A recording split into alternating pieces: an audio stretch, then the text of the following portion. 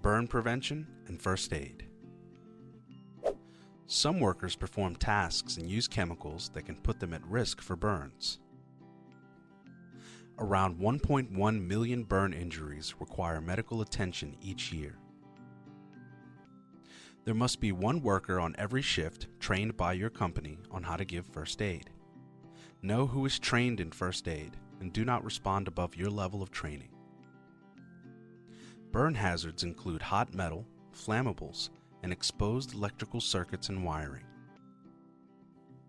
Certain work tasks increase your risk of getting burned.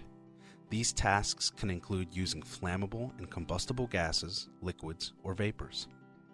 Doing activities that could create static electricity, using tools and electrical equipment, and doing hot work and electrical work can also increase your risk of getting burned.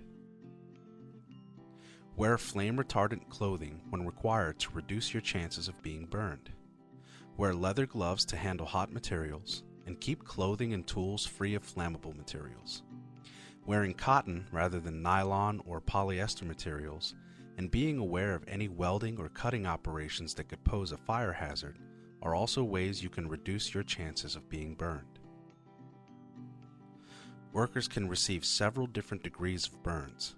There are first degree, second degree, and third degree burns. First degree burns involve the top layer of skin and cause redness, pain, and mild swelling. Second degree burns involve the first two layers of skin and cause deep reddening of the skin, pain and blisters, a glossy appearance from leaking fluid, and possible loss of skin. Third degree burns are the most serious type of burn and involve all layers of the skin. It can cause permanent tissue damage. Signs of third degree burns include the loss of skin layers, a lack of pain caused by skin damage, dry and leathery skin, and charred skin. Patches of white, brown, or black skin can also be a sign of third degree burns. Burns are grouped into two categories: minor burns and major burns. You can have more than one type of burn at a time.